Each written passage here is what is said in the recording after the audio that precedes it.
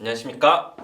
이베스트 투자증권 염동찬입니다. 9월 21일 빠르고 간단한 빨간 시황 시작하도록 하겠습니다. 어제 뉴욕 증시 하락세로 마감했습니다. 혹시 뉴욕 증시 시황 보신 분들 계시면지 모르겠는데요. 보시면은 가장 많이 언급된 단어가 헝다그룹일 겁니다. 헝다그룹은 중국 부동산 업체인데요. 여기가 파산 이슈가 계속해서 얘기가 나왔었는데 23일 날 이제 채권 이자 지급일이 있는데 여기를 넘기지 못할 거다라는 파산 우려가 부각되면서 뉴욕 증시 하락의 가장 큰 원인이었다. 이렇게 설명을 드릴 수 있을 것 같습니다.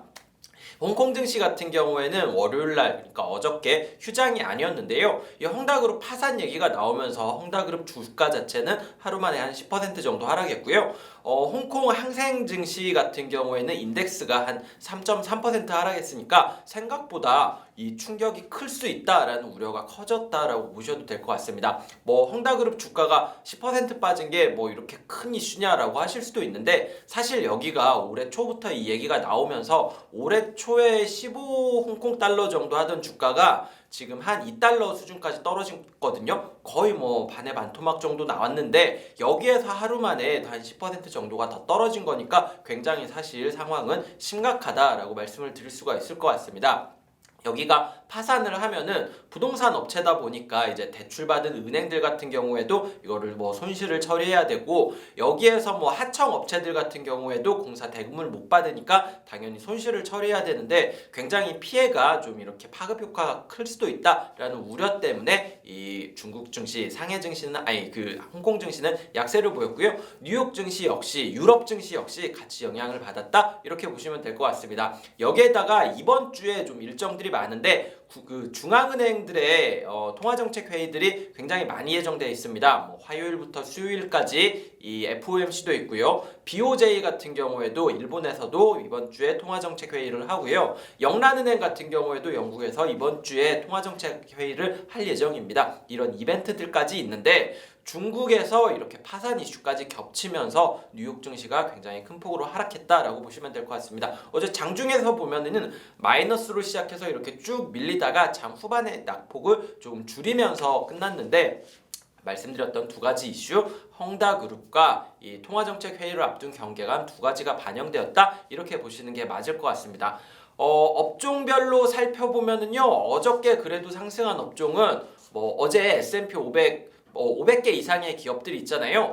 여기에서 1% 이상 상승한 기업은 5개밖에 안 되더라고요. 그만큼 어제 시장의 대부분의 기업이 약세를 기록했다라고 말씀드리면 될 것 같은데 그나마 상승했었던 업종이 항공업종이었습니다. 항공 같은 경우에는 어저께 바이든 행정부가 해외에서 입국하는 여행자들의 입국 제한을 좀 완화하겠다라고 얘기를 했고요. 뭐 입국 제한을 완화하는 기준은 당연히 뭐 백신 접종자에 한해서 이렇게 완화를 하겠다라고 얘기를 했습니다. 여행 수요가 당연히 늘어날 거다라는 기대감이 늘어날 수 있잖아요. 그러다 보니까 뭐 아메리칸 에어라인이라든지 델타라든지 유나이티드라든지 이런 항공업체들이 그나마 강세를 보였다라고 보시면 될 것 같고 두 번째는 화이자가 강세를 보였습니다. 뭐 수익률 자체로는 0.7% 정도 상승했습니다. 으니까 뭐 그렇게 눈에 띄지는 않았지만 시장 자체가 다 마이너스였기 때문에 한 0.7% 정도 상승하면은 어제 같은 경우에는 S&P 500 수익률 상위 10위권에 들 수 있을 만한 그 정도의 성과였다라고 말씀을 드릴 수 있을 것 같습니다. 뭐 이유는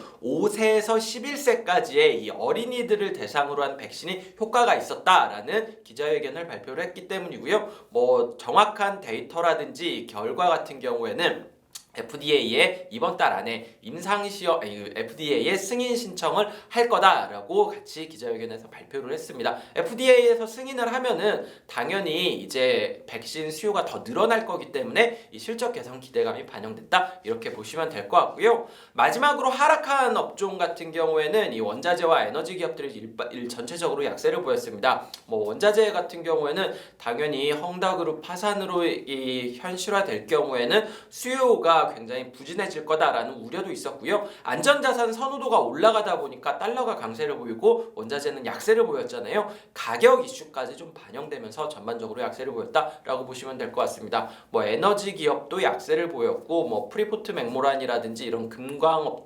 광산업체 역시 같이 약세를 보였고 뭐 뉴코 같은 철강 제품 관련 업체 역시 약세를 보였다 이렇게 보시면 될 것 같습니다.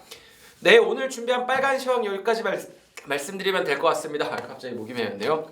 네, 이 추석 연휴 잘 보내고 계시는지 모르겠는데요. 추석 때 좀 즐거운 소식을 전해드려야 되는데 뉴욕 증시가 좀 큰 폭으로 하락했다는 이슈를 좀 전달드려서 마음이 좀 좋지는 않네요. 지금 밖에 비도 오고 있고요.